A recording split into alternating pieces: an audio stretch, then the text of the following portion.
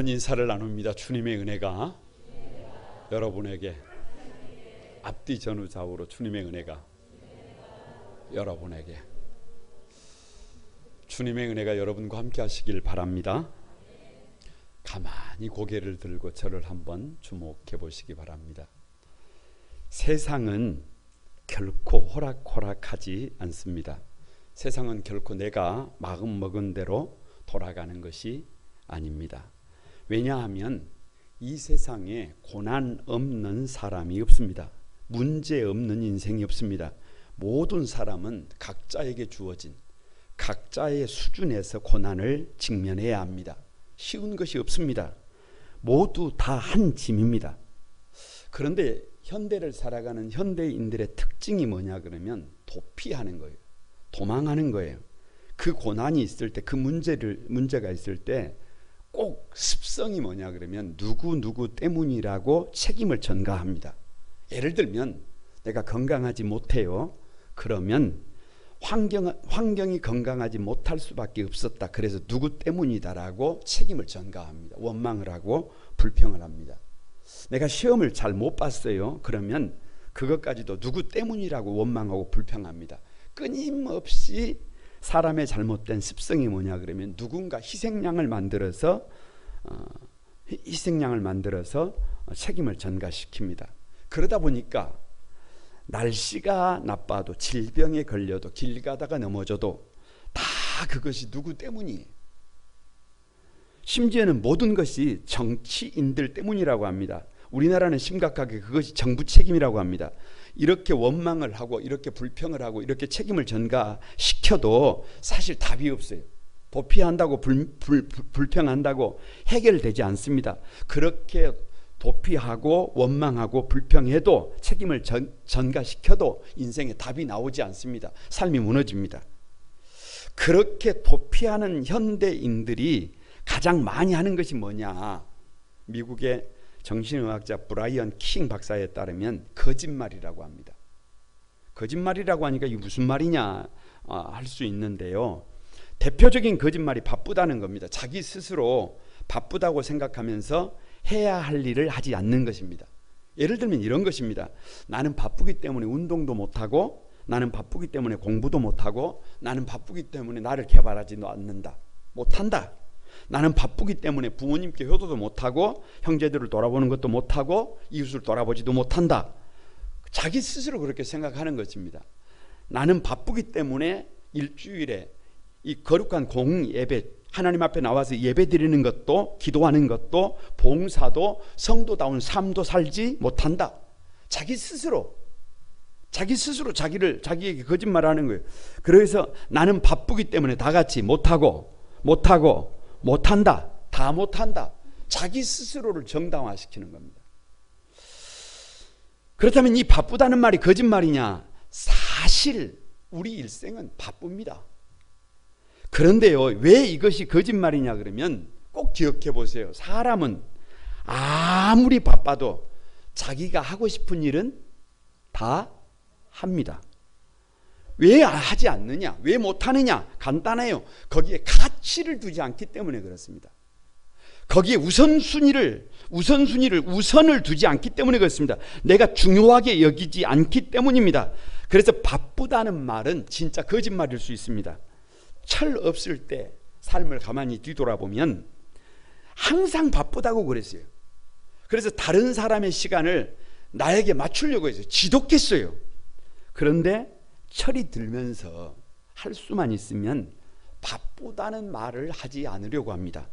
아니, 시간을 맞추는 것도 다른 사람에게 내가 맞추려고 하고 성도들에게도 성도들의 시간에 제가 제 시간을 맞추려고 합니다.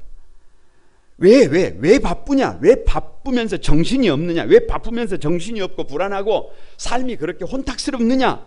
사실 뒤집어 보면 해야 할 일을 하지 않고 있기 때문에 그래요. 다른 말로 하면 바르게 살지 않고 있기 때문에 그래요. 그래서 내 마음의 깊음 속에서 바쁘다는 것은 지금 내가 바르게 살지 않고 있다는 거예요. 꼭 생각해 봐야 합니다. 혹시 바빠라고 하는데 몸은 바쁜데 영혼은 죽어가고 있을 수 있어요. 우리가 살 길 38번째. 여러분 왜 38번째라고요? 이사야 38장입니다. 다 같이 기도하기. 왜 기도하기냐? 여러분 거두절미하고 기도는 영적인 호흡이에요. 사람은 육신은 이 몸이 살려면 호흡을 해야 해요. 그런 것처럼 우리의 영혼이 살려면 기도해야 합니다. 아무리 바빠도 시간이 없어도 여러분 기도하는 삶이 우선입니다. 기도를 멈추지 말아야 합니다. 내가 원하는 삶이 아니라 하나님이 원하는 삶을 끊임없이 물어야 합니다. 그래서 교회는 다 같이 만민의 기도하는 집입니다. 기도 외에 다른 이유가 없습니다. 그래서 기도가 방법이고 기도가 능력임을 믿습니다. 왜 기도해야 하느냐? 다 같이 한번 기도가 우리의 살 길이다. 여러분 이사야를 강해를 하고 있는데 이사야 1장부터 35장까지는 하나님의 심판이에요. 앞으로 있어질 일이에요. 그런데 이 36장에서 39장 다음 주까지는 현실이에요. 현실. 그 중에 우리가 보고 있는 지난주 37장과 오늘 38장은 특별한 목적이 있어요. 역할이 있어요. 그 역할이 뭐냐? 아무리 문제가 있어도 아무리 죽을 병이 걸려도 살 길이 있다는 게, 살 길이 있다는 게, 그게 뭐라는 거예요? 기도라고 하는 거예요. 기도라고 하는 거예요. 이것을 보여주는 특별한 목적을 가지고 있습니다. 왜 우리가 살 길이냐? 여러분 보세요. 이사야 37장 지난주에요. 펼치면 아수르가 침략을 해왔어요. 전쟁입니다. 아수르는 전쟁의 신이에요. 전쟁하는 기계예요. 그 어떤 나라에도 역사적으로 볼 때 전쟁의 신 아수르의 공격 앞에서 자기 나라를 지켜내지 못했어요. 고산이 무너졌어요. 하란이 무너졌어요. 레셉이 무너졌어요. 들라사라에 있는 레돈 자손이 무너졌어요. 그러니까 아수르가 침략을 하면 열방이 다 무너진 거예요. 다 멸망한 거예요. 다 죽은 거예요. 그런데 아수르가 지금 유다의 모든 성을 다 함락하고 마지막 예루살렘만 남았습니다. 풍전등화입니다. 바람 앞에 등불입니다. 아무리 생각을 해도 답이 나오지 않습니다. 그런데 이상한 것은 유다가 그 아수르 대군을 이겼습니다. 할렐루야. 제가 질문을 하면 여러분 짜는 거예요. 무조건 노예요. 그것도 한 번만 하는 게 아니고 두 번. 노. 뭐라고요? 노. 뭐 영어가 안 돼도 좋아요. 노. 간단합니다. 어떻게 이긴 거예요? 군대가 강했습니까? 노예요. 힘이 있었습니까? 여러분 애굽이 도와줬어요? 그러면 도대체 유다가 그 전쟁의 신 아수르를 이긴 방법이 뭐냐? 하나님이 이기게 하셨다는 거예요. 나에게는 답이 없어도 누구에게 답이 있다는 거예요? 하나님께 답이 있다는 거예요. 오직 하나님의 일하심 때문에 이길 수 있다는 것입니다. 이것이 핵심이에요. 저와 여러분에게 아무리 생각을 하고 또 생각을 해도 길이 없어요. 아무리 어려운 문제 앞에서 방법이 없어요. 한치 앞이 보이지 않아요. 도저히 우리의 힘으로는 불가능해요. 하나님은 말씀하십니다. 성전으로 달려나와서 내 앞에 앉아라. 그리고 기도해라. 그러면 살 길이 있다. 이것이 핵심이에요. 이사야 시대는 유다조차도 하나님을 떠나서 우상을 숭배하면서 잘못된 길로 갔어요. 하나님을 찾지 않습니다. 하나님을 만물의 찌꺼기로 여기고 있습니다. 그래서 하나님의 심판의 목적이 뭐냐 그러면 그 삶의 방향을 바꾸는 거예요. 그래서 히스기야가 성전으로 달려나와 하나님 앞에 기도할 때 위기에서 이스라엘을 구해 주신 줄로 믿습니다. 동일하게 말씀하시는 거예요. 여러분의 인생에 어려움이 있습니까? 문제가 있습니까? 앞이 보이지 않습니까? 여러분 다른 선택이 없어요. 주님의 전으로 달려나와서 하나님 앞에 앉으시기 바랍니다. 기도하시기 바랍니다. 그러면 거기서 살 길이 생깁니다. 하나님은 살아 계십니다. 왜 우리가 살 길이냐? 이사야 38장은 이제 전쟁이 아니에요. 히스기야가 죽을 병에 걸렸어요. 여러분 히스기야를 가만히 묵상하다가 보니까요 이런 생각이 들어요. 이것이 인생이구나 라는 생각이 듭니다. 왜냐하면 히스기야는 25살에 왕이 됐습니다. 왕이 되자마자 종교개혁을 실시합니다. 왜냐? 여러분 가만히 생각을 해보세요. 히스기야의 고조부가 누구냐 그러면 고조부가 우시야 왕이에요. 근데 그 우시야 왕은 성전에서 할 일 못할 일 구별을 못하고 화를 내다가 나병에 걸려서 죽었어요. 그 아들 히스기야의 할아버지가 누구냐? 요담 왕인데 성전에 대한 추억이 안 좋잖아요. 그래서 성전에 들어가지 않았어요. 왕이 들어가지 않으니까 신하들이 안 들어갔어요. 신하들이 안 들어가니까 백성들이 안 들어갑니다. 그래서 히스기야의 아버지가 아하스 왕인데 이제 더 나아가서 성전을 폐쇄해 버렸어요. 문을 걸어 잠가 버렸어요. 그런데 히스기야가 왕이 되자마자 그 아버지가 걸어갔던 길, 할아버지가 걸어갔던 길, 고조부부가 걸어갔던 그 잘못된 길을 반복하지 않고 종교 개혁을 실시합니다. 산당을 폐쇄합니다. 성전을 정화합니다. 유월절을 회복시킵니다. 예루살렘 성전 중심으로 다시 예배 중심으로 바꿔냅니다. 열 왕들의 모범이 됩니다. 하나님이 기뻐하시는 거예요. 거기다가 히스기야 14년에 아수르가 침략해 왔을 때 하나님의 전으로 달려나가 하나님 앞에 앉아 기도함으로 전쟁에서 승리를 거둡니다. 여러분 예루살렘 아니 유다 전역에 히스기야 명성이 가득합니다. 백성들의 친송이 가득해요. 한번 여러분 우리 한번 막 그 명망이 막 가득하고 막 사람들이 환호할 때 뭐라고 합니까? 이름을 부르잖아요. 우리도 히스기야 이름을 한번 3번 같이 외쳐보는 거예요. 다 같이 시작. 히스기야, 히스기야, 히스기야. 막 여기서도 히스기야, 저기서도 히스기야. 무슨 말이에요? 여러분 살만하다는 거예요. 해볼만하다는 거예요. 이제 문제가 좀 해결되고 이제 좀 살만해졌다는 거예요. 그런데 이게 웬 말입니까? 질병입니다. 죽을 병입니다. 큰 산을 넘어 여기까지 왔다니까요. 힘들게 버겁게 쉽지 않는 길을 따라 여기까지 왔다니까요. 그런데 첩첩산중이에요. 여러분 이게 인생이에요. 설상가상이에요. 아니 여러분 점입가경이에요. 가면 갈수록 태산이에요. 산을 넘었더니 더 큰 산이 앞을 가로막고 있어요. 문제를 넘었더니 더 큰 문제가 앞을 가로막고 있어요. 이것이 인생입니다. 이것이 우리 인생이에요. 그런데 여러분 히스기야가 죽어요? 그게 아닙니다. 히스기야가 다시 살아납니다. 히스기야가 다시 건강을 회복합니다. 다시 15년의 생명이 연장됩니다. 왜요? 왜? 어떻게 그것이 가능해요? 히스기야가 하나님 앞에 기도한 줄로 믿습니다. 그러니까 우리의 삶에 문제가 있다는 말은 뒤집으면 하나님께서 저와 여러분에게 기도를 요청하고 있음을 믿으시기를 바랍니다. 왜 우리가 살 길이 기도냐? 우리 1절을 같이 한번 읽어봅니다. 1절 다 같이 시작. 그때에 히스기야가 병들어 죽게 되니 아모스의 아들 선지자 이사야가 나아가 그에게 이르되 여호와께서 이같이 말씀하시기를 너는 내 집에 유언하라 내가 죽고 살지 못하리라 하셨나이다 하니. 자 보세요. 하나님이 이렇게 말씀하시는 거예요. 너 죽는다.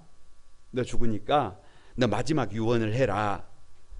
여러분 말씀드렸잖아요. 지금 모든 것이 잘 되고 있다니까요. 아니 순풍에 돛단 듯이 왔어요. 아니 문제도 있었어요. 전쟁도 있고 어려운 점도 있었는데 일이 잘 되고 있어요. 그런데요 하나님께서 뭐라고 말씀하시느냐 그러면 가자 그러는 거예요. 가자 그러는 거예요. 우리가 여기서 꼭 알아야 할 것이 하나 있어요. 하나님의 부르심은 때가 없습니다. 남녀노소를 가리지 않아요. 설명을 하지 않습니다.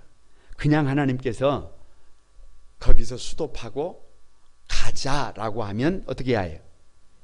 가야 해요. 왜냐? 생명의 주인이 저와 여러분이 아닙니다.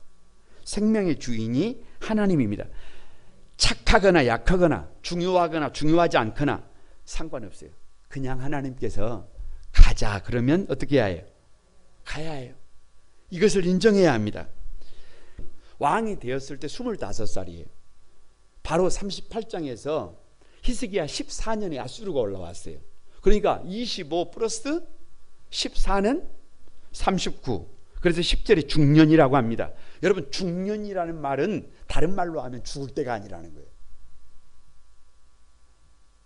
다른 말로 하면 아직 할 일이 많다 그 말이에요. 아직 준비가 되지 않았다는 말이에요. 그런데 더 이상 살지 못한다고 합니다. 더 이상 산자의 땅에서 하나님을 볼 수 없다고 말해요. 아니, 사랑하는 사람을 볼 수 없게 된대요. 나그네가 장막을 걷는 것처럼 히스기야 인생을 정리해야 된다고 합니다. 여러분, 하나님이 왜 이렇게 히스기야의 인생을 흔들어 놓으실까요?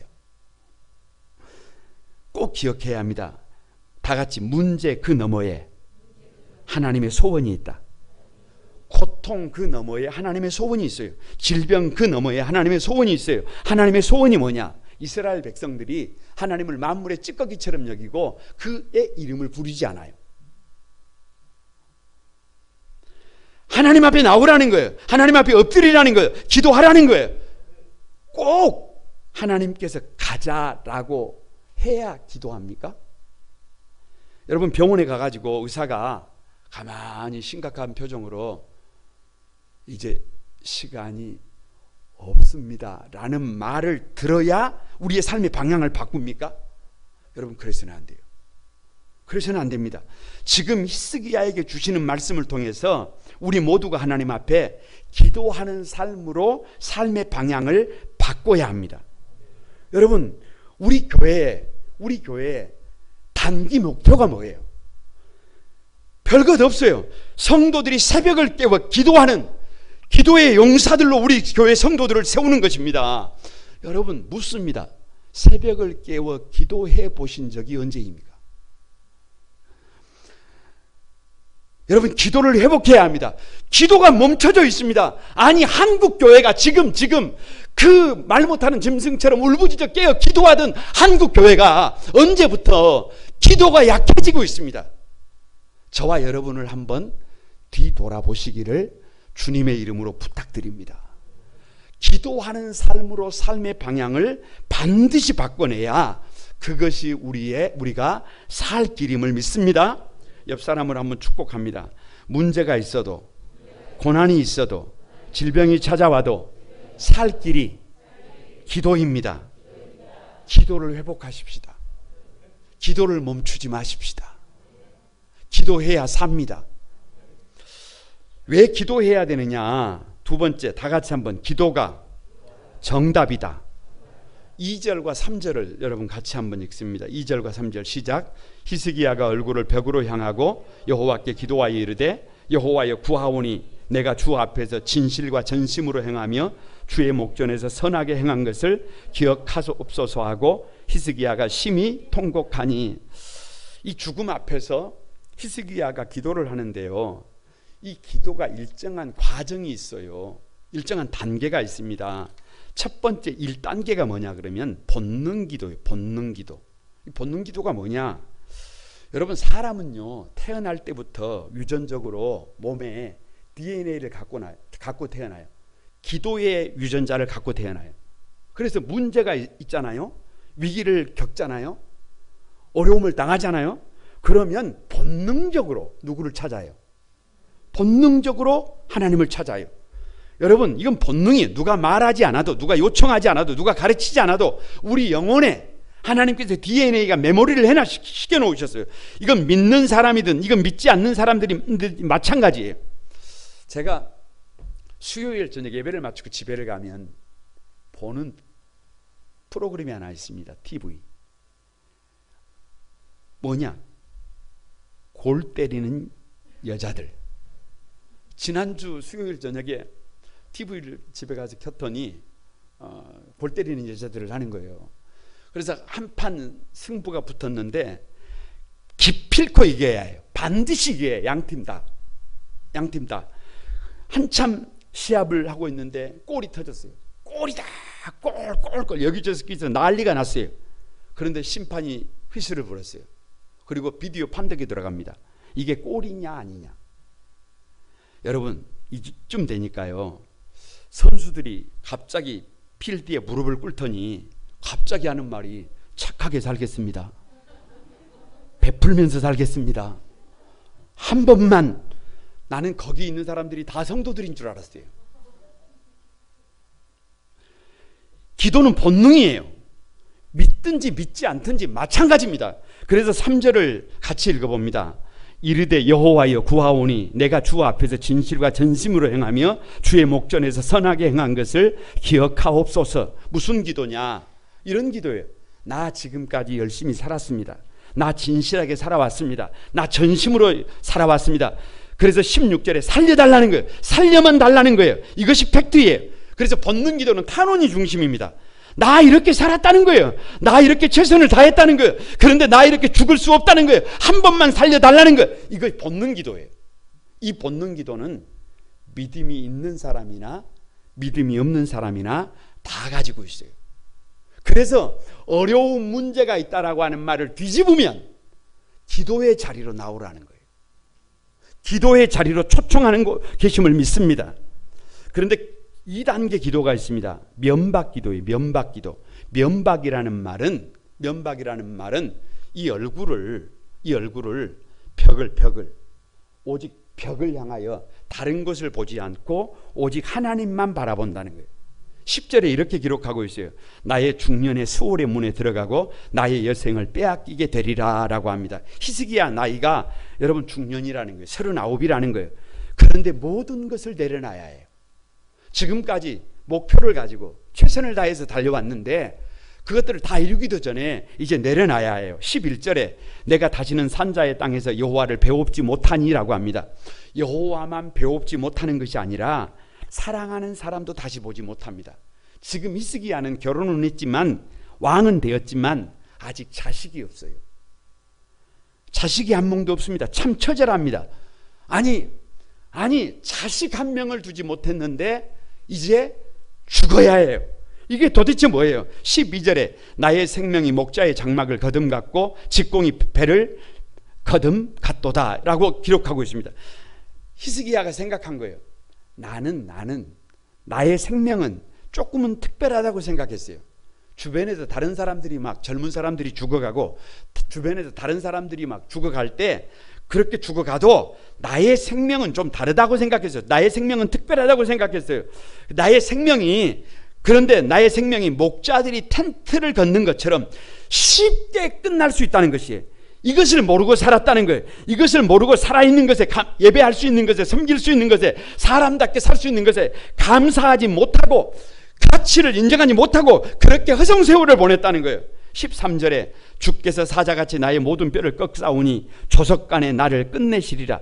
도저히 감당할 수 없는 뼈를 꺾는 고통이 몰려왔을 때, 통증이 몰려왔을 때, 아 내가 이렇게 죽는구나, 아 이렇게 나의 생명은 끝나는구나 라고 생각하니까 여러분 절체절명의 순간이 다가오면 여러분 내가 지금까지 어떻게 살아왔는지 내 삶의 우선순위가 분명해지는 줄로 믿습니다. 중요한 것이 무엇인지 덜 중요한 것이 무엇인지 마지막 순간에 서보니까 이것이 분명해지더라는 거예요. 아니 지금까지 내 인생이 쓸데없는 잘못된 것들에 집착해서 살아왔더라는 거예요. 그래서 눈을 감는 거예요. 그래서 면박하는 거예요. 그래서 오직 하나님만 바라보는 거예요. 지금까지 본능적으로 하나님 앞에 앉아 기도했어요. 살려달라고, 살려만 주십시오라고. 그런데 다 같이 앉으면 앉을수록, 엎드리면 엎드릴수록, 부르짖으면 부르짖을수록 지금까지 중요하다고 생각했던 것들이 아무것도 아니에요. 그래서 여러분 기도하다가 보면, 이 면박 기도를 드리다가 보면 흉악의 결박이 풀어집니다. 그래서 우리의 삶의 죄가 물러갑니다. 우리의 삶이 구별이 됩니다. 그래서 눈을 감는 거예요. 다른 것을 보지 않는 것이에요. 다른 것에 미련을 두지 않습니다. 좋은 환경도 필요하지 않습니다. 여러분 잘 먹지 않아도 됩니다. 특별한 건강을 원하는 것도 아닙니다. 무엇이 되는 것도 원치 않습니다. 오직 하나님을 봅니다. 오직 하나님의 말씀대로 한번 살아보고 싶습니다. 이것이 면박 기도입니다. 반드시 기도의 자리로 나가면 이 기도를 드릴 때가 있게 되는 줄로 믿습니다. 3단계가 뭐냐? 통곡기도예요. 통곡기도. 3절에 마지막에 심히 통곡하니 그러잖아요. 여러분 처음에는 본능적으로 기도의 자리로 나아가야 되는 걸 알아요. 그런데 가만히 기도하면서 엎드리면서 부르짖어 기도하면서 우선순위가 분명해집니다. 흉악의 결박이 풀어져요. 그래서 눈을 감고 오직 하나님을 바라보는 이유는 여러분 삶의 방향을 터닝한다는 거예요. 그런데 하나님 앞에 앉으니까, 거룩하신 하나님 앞에 앉으니까 여러분 나의 실상을 보게 됩니다. 나의 죄를 직면하게 됩니다. 나의 악천하는 삶을 보게 됩니다. 나의 추악한 삶을 직면하는 것입니다. 아니 사명을 다하지 못했던 어리석은 삶을 제대로 직면하게 됩니다.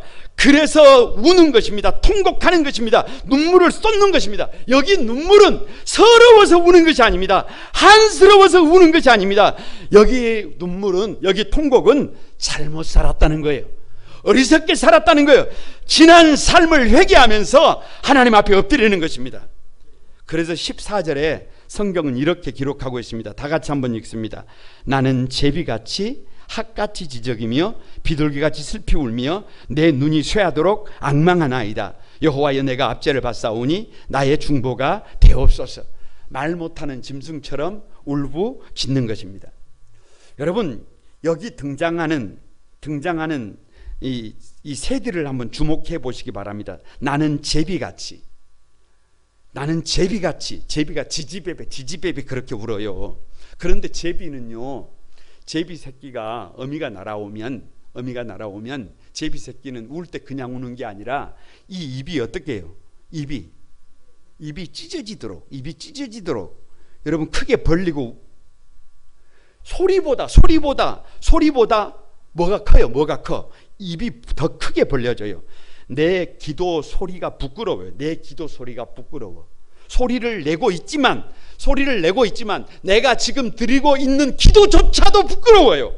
그래서 제비 새끼가 어미 앞에서 입을 벌리는 것처럼 울부짖는 것입니다. 말 못하는 짐승처럼 울부짖는 것입니다. 나를 좀 긍휼히 여겨달라고, 나를 좀 불쌍히 여겨달라고. 그래서 지지배배예요. 히스기야가 나는 핫같이라고 합니다. 여러분 학은요, 그냥 그 자체로 멋지게 생겼어요. 아름답습니다. 딱 한 가지 조건이 있어요. 말을 안 해야 해요. 말을 하면 이상해집니다. 왜냐 그러면 학은 어떻게 우느냐 그러면 뚜 이렇게 울어요. 그러니까 이게 무슨 말이냐 그러면, 여러분 지금까지는 이 폰만 의지하고 살았어요. 그런데 막상 이 핫같이 하나님 앞에 엎드리고 보니까 더 이상 폼이 필요가 없어요. 그래서 말 못하는 짐승처럼, 학처럼 뚜 나를 내려놓고 더 이상 모양도 상관이 없어요. 포스도 상관이 없어요. 나는 없고 아버지의 뜻을 구하게 되는 것입니다. 그래서 비둘기같이예요. 그래서 비둘기가 구라고 찾는 것입니다. 두드리는 것입니다. 내가 원하는 삶이 아니라 아버지가 원하는 삶이 뭔지, 아버지가 기뻐하시는 삶이 뭔지를 울부짖는 것입니다. 그래서 15절에 내 영혼의 고통으로 말미암아 내가 종신토록 방황하리로다. 여기서 방황이 뭐냐 그러면, 여기서 방황이라는 히브리어가요, 조심스럽게, 신중하게, 진지하게입니다. 그러니까 기도하다가 보니까, 말 못하는 짐승처럼 울부짖다가 보니까 지금까지 내가 하나님 앞에서 조심스럽게 살지를 못했구나. 지금까지 내가 하나님 앞에 신중하게 살지를 못했구나. 지금까지 내가 하나님 앞에 진지하게 살았어야 했는데 그렇게 살지 못했구나. 말 못하는 짐승처럼 울부짖는 것입니다. 그런데 이제 모든 삶을 끝내고 하나님 앞에 서야 합니다. 그래서 통곡하는 겁니다. 그래서 눈물을 쏟는 것입니다. 그래서 이 통곡의 기도가 있어야 사람다운 삶을 삽니다. 이 통곡의 기도가 있어야 성도다운 성도의 삶을 삽니다. 이 통곡의 기도가 있어야 사명자가 됩니다. 이 통곡의 기도가 있어야 아버지가 돼요, 어머니가 돼요, 직분자가 됩니다. 이 통곡의 기도가 있어야 고난이 유익이 됩니다. 이 통곡의 기도가 저와 여러분을 살립니다. 여러분의 삶의 자리에 문제가 있습니까? 여러분, 그것은 여러분을 기도로 초청하시는 하나님의 소원임을 믿습니다. 옆 사람을 한번 축복합니다. 본능 기도를 넘어서 면박 기도로, 통곡 기도로 삶의 방향을 바꿉시다. 사명자의 삶을 살아봅시다. 그것이 우리가 살 길입니다. 할렐루야. 왜 기도하기냐? 세 번째, 다 같이 한번. 기도에는 응답이 있습니다. 4절과 5절을 같이 한번 읽어봅니다. 4절과 5절입니다. 시작. 이에 여호와의 말씀이 이사야에게 임하여 이르되 너는 가서 히스기야에게 이르기를 내 조상 다윗의 하나님 여호와께서 이같이 말씀하시기를 내가 내 기도를 들었고 내 눈물을 보았노라. 내가 내 수한에 15년을 더하고. 자 보세요. 오래된 복음성가 중에, 어렸을 때 많이 불렀던 복음성가 중에 깊은 밤 홀로 우는 그대여 그대 눈물을 내가 아노라 라고 하는 찬양이 있어요. 신앙생활을 한 지가 오래되신 분들은 다 아는 찬양이에요. 그 가사가 이래요. 우리가 기도하면 내가 내 기도를 들었고, 그러니까 우리의 기도는 독백이 아닙니다. 나 홀로 중얼거리는 게 아니에요. 나 홀로 하는 말이 아니에요. 누가 듣는 거예요. 하나님이 듣습니다. 우리가 눈물을 흘리면 내 눈물을 보았노라고 하세요. 저와 여러분이 눈물을 쏟으면 나의 슬픔도 나의 아픔도 나의 소원도 주님께서 듣고 보고 계시는 겁니다. 히스기야의 기도를 듣고 히스기야의 눈물을 보시고 응답하시는 하나님께서 어떻게 응답하셨느냐? 히스기야의 생명을 15년 연장해 주신 것입니다. 내가 너에게 다시 15년을 허락할 테니까 네가 기도한 대로, 네가 다짐한 대로 한번 살아보라는 거예요. 복 있는 삶을 살아보라는 거예요. 성도다운 삶을 살아보라는 거예요. 가치 있는 삶을 살아보라는 거예요. 이것이 기도의 응답이에요. 이런 기도의 응답을 경험해야 기도를 회복합니다. 기도를 멈추지 않습니다. 왜 기도에는 응답이 있느냐? 8절을 여러분 한번 보시기 바랍니다. 다 같이 읽습니다. 8절 시작. 보라, 아하스의 해시계에 나아갔던 해 그림자를 뒤로 10도를 물러가게 하리라 하셨다 하라 하시더니 이미 해시계에 나아갔던 해의 그림자가 10도를 물러가니라. 이 본문을 가지고 창조과학을 전공하는 교수님들의 얘기를 들어보면 우리가 이해하기 좀 힘든 말을 합니다. 태양의 궤도를, 앞으로 태양이 어떻게 될 것인가를 연구하면서 태양의 궤도를 추적을 해보니까 하루 24시간이 없어졌더라는 거예요. 그런데 성경을 가만히 보니까 여호수아 10장에 이렇게 기록되어 있어요. 태양이 하늘 한가운데 여전히 섰고 거의 하루 종일 내려가지 아니하였더라. 그래서 23시간 20분, 그리고 오늘 히스기야의 해시계 그림자 10도 40분. 그래서 정확하게 하루가 없어진 것이라고 주장하는 자료를 보았습니다. 여러분, 개인적으로 이것이 옳으냐 틀리냐에 그런 거 문제가 되지 않습니다. 이것은 무슨 말씀이냐? 하나님이 기도하는 사람들에게 너의 기도에 내가 응답하신다라고 하는 표적으로 보여주는 것이 이런 것들입니다. 그래서 7절에 너를 위한 징조에 징조. 히스기야에게는 해시계가 40분 뒤로 물러나는 것이 하나의 표적이에요. 왜?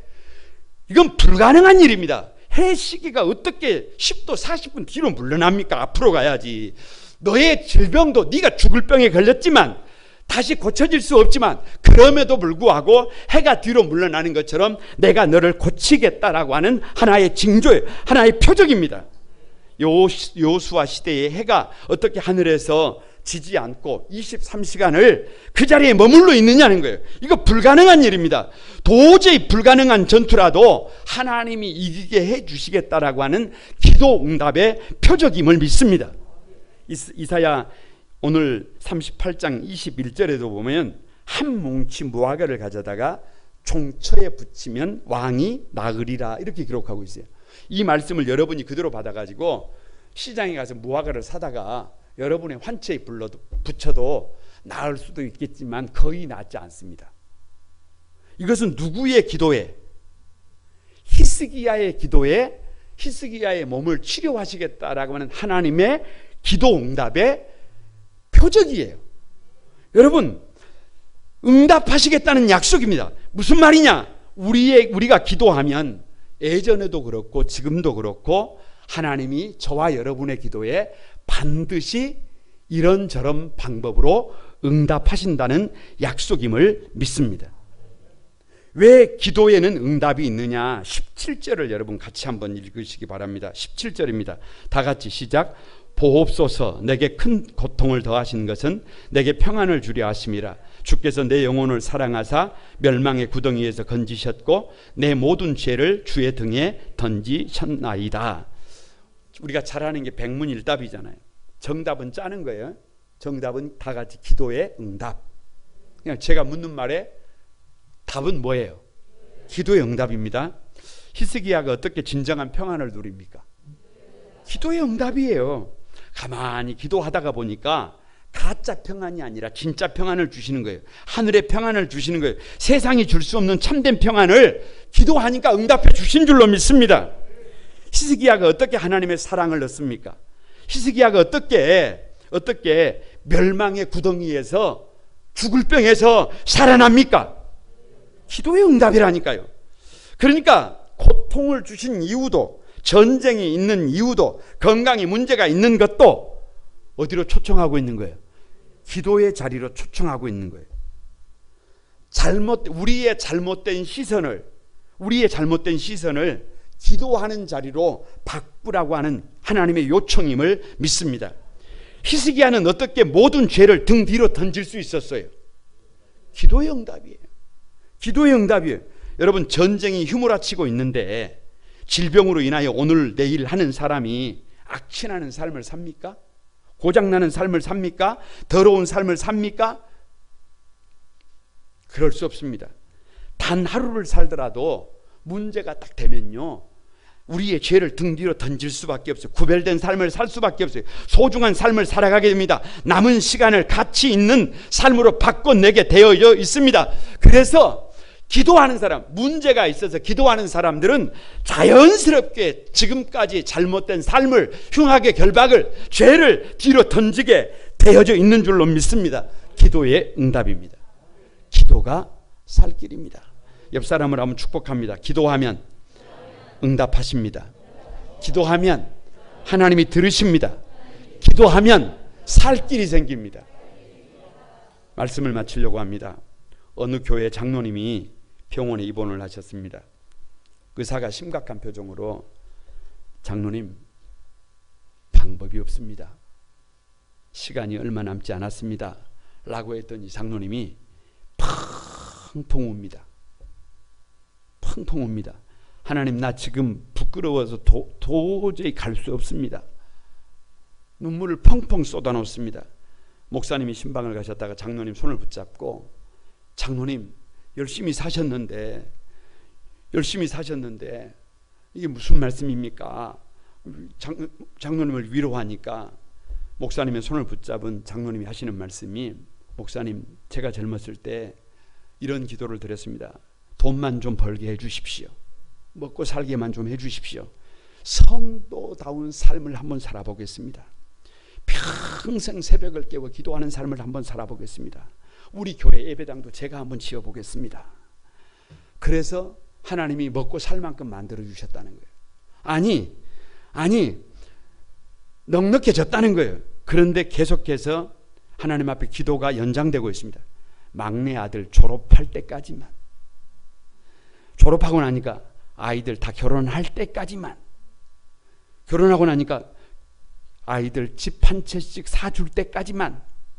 그래서 성도다운 삶을 여전히 살고 있지 못하고 새벽을 깨워 기도하기는커녕 기도의 자리에 언제 앉아본지도 잘 모릅니다. 아니, 평생 인색하게 살았습니다. 그래서 지금은 갈 수 없다는 겁니다. 그래서 기도해달라는 것입니다. 나도 약속을 지키고 싶다고. 그런 얘기를 들었습니다. 하나님은 우리에게 말씀하십니다. 꼭 이런 사건이 있어야, 히스기야 38장 같이, 이사야 38장 같이, 37장과 38장 같이 이런 문제가 있어야, 이런 사건이 있어야, 이런 질병이 있어야, 그래야 우리가 기도합니까? 이런 사건을 저와 여러분에게 주시는 말씀으로 받으라고 주님이 말씀하십니다. 저와 여러분 자신에게 질문해야 합니다. 앞으로 하나님이 우리에게 시간을 얼마나 주실지 아무도 모릅니다. 그러나 하나님은 은혜로 선물로 주셨습니다. 벌써 갔어도 가야 될 인생인데 원망하고 불평하고 낙심하고 책임을 전가시키고 살 인생이 아니라 감사하면서 살아야 될 인생인데, 아니 지금은 개인적으로, 가정적으로, 교회적으로, 국가적으로 지금은 기도해야 할 때임을 믿습니다. 기도가 회복이 되어야 합니다. 기도가 멈춰서는 안 됩니다. 기도하지 않으면 죽습니다. 기도할 때 나도 살고 가정도 살고 여러분 교회도 살고 이 역사도 다시 살아나게 될 것을 믿습니다. 우리의 소명도 살아나고 우리를 향한, 나를 향한 하나님의 계획도 살아나게 될 것을 믿습니다. 여러분 기도를 회복하십시다. 기도를 멈추지 마십시다. 본능 기도를 넘어서야 합니다. 꼭 문제가 있어야 하나님의 자리, 기도의 자리는 나옵니까? 여러분 면박기도, 이 눈을 주님에게 고정시키고 달려가다가 보면 흉하게 결박이 풀어집니다. 통곡기도로 사명을 회복하면 사람다운 삶을 살 수 있습니다. 성도다운 성도의 삶을 살 수 있습니다. 주님이 기뻐하시는 멋진 삶을 살 수 있습니다. 우리 한소망의 모든 가족들이 다시 한번 기도를 회복하시기를 바랍니다. 기도를 멈추지 마시기를 바랍니다. 기도가 우리 인생을 아름답게 세울 것을 믿습니다. 그것이 우리가 사는 길임을 믿습니다. 우리 다 같이 한번 찬양 드리면서 같이 기도하겠습니다. 하나님은 우리의 피난처가 되시며, 이 찬양 같이 드립니다.